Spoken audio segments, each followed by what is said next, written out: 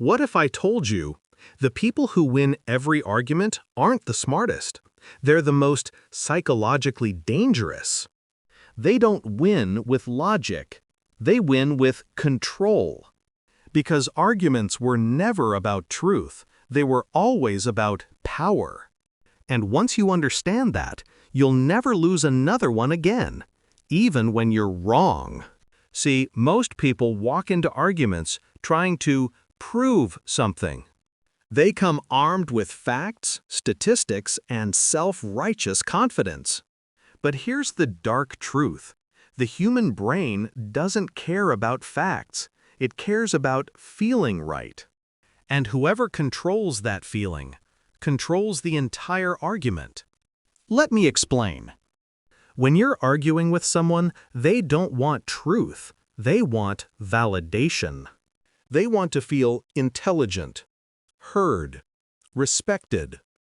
And the moment you make them feel that way, you win them, even if you're lying through your teeth. That's the dark psychology of persuasion. You don't fight their ego, you feed it just enough to starve their logic. Picture this. You're in an argument, they raise their voice, they get emotional, they demand to be understood. Most people react. They defend. They fight back. But the ones who win, they do the opposite. They go calm, silent, still. Because silence isn't weakness, it's a psychological weapon. It forces the other person to fill the void with words. And the more they talk, the more mistakes they make. You've already won, and they don't even realize it yet. There's a trick I call the illusion of surrender. It's when you make someone believe they've won halfway through. You nod, agree, even say things like, "You're probably right." What happens next? Their guard drops. Their brain relaxes. They stop defending their idea. And that's when you slip in your argument like a dagger coated in calmness. Suddenly, they start doubting their own words, and you didn't even raise your voice. Winning an argument isn't about being louder. It's about being quieter at the right time. Humans mistake calmness for confidence. When you stay composed while the other person unravels. The subconscious mind of everyone watching, even the person you're arguing with, decides you're the one in control. And control is the real victory. Here's another dark truth. People believe what they emotionally want to be true. So if you can make your argument emotionally appealing, even if it's wrong, it becomes their truth. Manipulators, politicians, narcissists, they all use this. They don't argue with logic.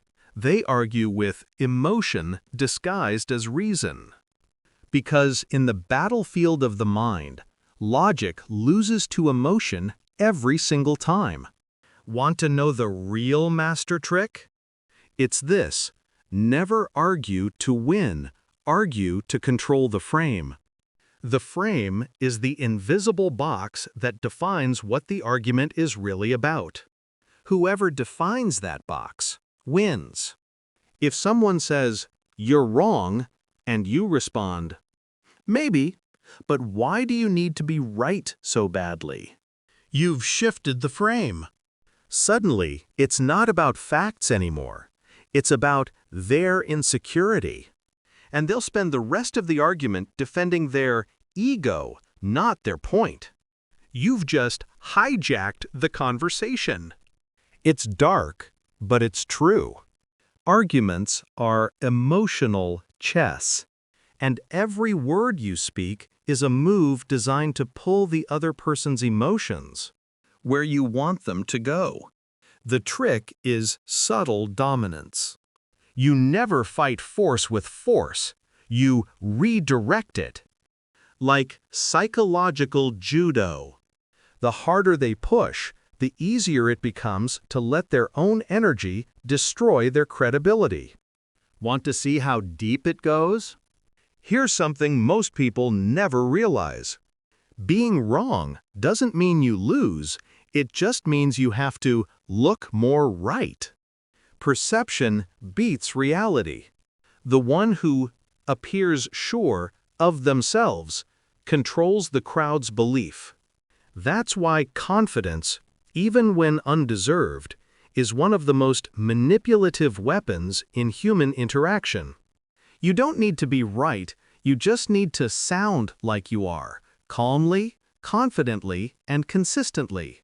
Think about all the arguments you've ever seen online. The winner isn't the one with better evidence. It's the one who sounds more certain. That's not logic. That's psychological theater. And the audience, the human brain, always chooses the actor who performs conviction better. You know what's even darker? The more emotional someone gets, the less people believe them. Rage, shouting, over-explaining, all of it signals desperation. So when you stay still, quiet, and surgical with your words, they start to look unhinged while you look in control. You've flipped perception. You've turned being wrong into looking wise. People don't respect the blank truth. They respect the person who delivers it with control. That's the twisted nature of human psychology. That's why liars can sound convincing, and why the calmest person in the room usually wins the debate. And here's the cruel twist. Most people argue to defend their identity, not their point. So if you attack their idea, they'll never admit defeat. But if you redefine the battlefield so it's not about them, you can make them agree with you while believing it was their idea all along. That's not communication. That's psychological puppetry. There's a saying, "Never argue with a fool, people might not tell the difference." But the darker version is, learn how the fool argues, and you can make anyone look foolish. Because understanding their psychology gives you complete control over their perception. So, how do you win every argument, even when you're wrong? You stop playing by their rules. You use silence when they expect noise. You use curiosity when they expect defense. You mirror their emotions, then slow them down. You make them feel like you're listening, when in reality you're guiding. And when they finally think they've won, you plant a single sentence that makes them question everything they just said. That doubt will echo in their mind, long after the conversation ends. That's the dark psychology of argumentation. It's not about proving a point. It's about steering perception. And once you learn how to do that, truth becomes irrelevant. Because people don't follow truth, they follow control, confidence, and calmness. And maybe that's the scariest part of all. In a world obsessed with being right, the real winners are those who understand how wrongness can be weaponized. Because when you can make people believe you're right, being right stops mattering. So next time you're in an argument, don't fight for truth. Fight for control of the frame. Speak less, watch more. Smile when they shout. Stay still when they panic. And remember, the calmest mind always wins, not because it's right, but because it's untouchable. Because in the dark psychology of human nature, victory doesn't belong to the truthful. It belongs to the one who understands how fragile truth really is.